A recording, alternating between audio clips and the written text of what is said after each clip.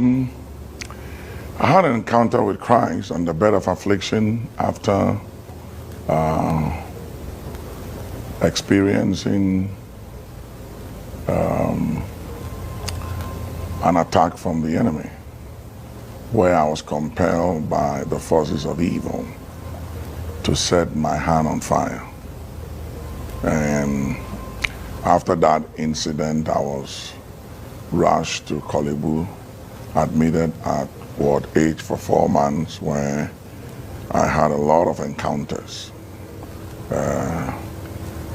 demonic encounters, and also encountered Christ at the end and surrendered my life to the Lordship of Jesus Christ. And that was when it all began, from the bed of affliction. And at that moment, I knew that I was called for such a time like this to impact my generation. And that, I would say, explained a lot of the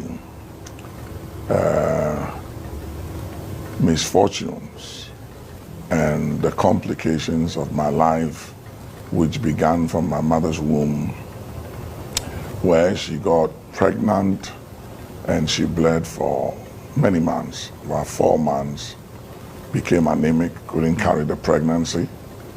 And Dr. Sakwamante, there was a D&C performed, and after months after the D&C, the stomach kept growing, and they then found out that apparently we were twins, and the D&C took my twin away, and I survived the D&C.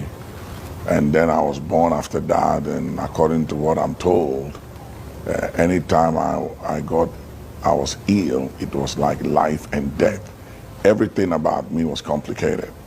And as I began to grow with education and everything, it was very clear that something was out from my life. It was like there was a hired assassin on my case to take me out, you know, and to make sure that I would never discover the reason for my being.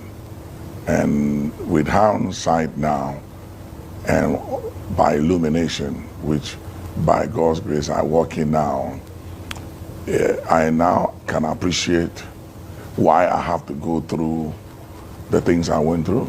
So was it all the enemy by familiar spirit knowing your destiny and wanting to abort it, or could part of it be God wanting to prepare his man for the assignment?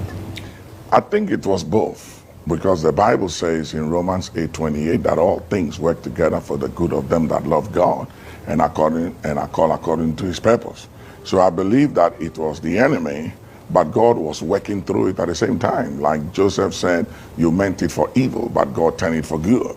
So the enemy had an assignment, killed this young man, like in the case of Moses and that of Jesus. And even David, 24 assassination attempts were made on the life of David. And that of Joseph, he ended up in prison. He was misrepresented and he was implicated by Potiphar's wife. And that took him to prison for many years. But God had to use all that to prepare him for the assignment.